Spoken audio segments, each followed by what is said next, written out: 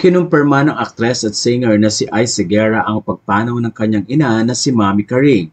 Sa isang post ay sinabi ni Ice ang ganito, "This morning at 7:54 a.m., our family said goodbye to the most amazing woman I've ever known, my mom, Mami Karing. Mama lived a full and beautiful life. She was strong, kind, funny in her own quiet way, and always there. Mula bata pa ako hanggang ngayon, she never left my side. Every show, every gig, every milestone, she was there. She was always present. Papadalahan ako ng mga paborito kong pagkain, masahe kapag masakit ang ulo ko. She made sure she was there kahit may sarili na kaming mga buhay, walang palya. She supported me not just as an artist, but as her child. She was my fiercest protector. She accepted me and embraced me for who I am, especially who I am not. She was my first teacher, my constant cheerleader, my rock. Losing her this morning feels like losing a part of myself. Pero promise ko sa iyo, di ba? Mama, brave ako.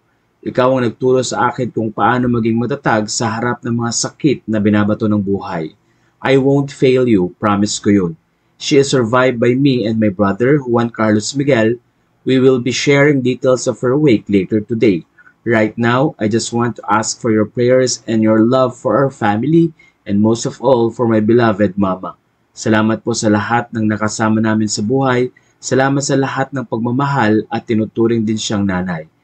You all made her very happy. We'll miss you forever, Mama, pero magkasama na kayo ni Daddy and that gives me comfort. Mahal na mahal kita." Nagbigay naman ng kanilang condolences sina Julina Magdangal, Nikki Valdez at marami pang iba. Matatanda ang last year ay nagdaos ng ika-84th birthday ang ina ni Ice Seguera at nagbigay pa siya ng napakagandang mensahe at pagmamahal para sa kanyang nanay.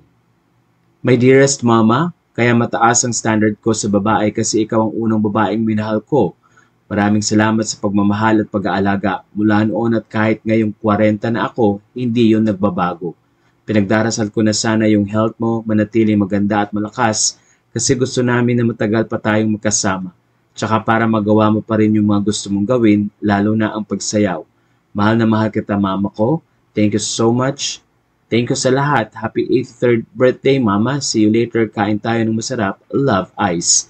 Sa puntong ito ay pumanaw ang ina ni Ice sa edad na 84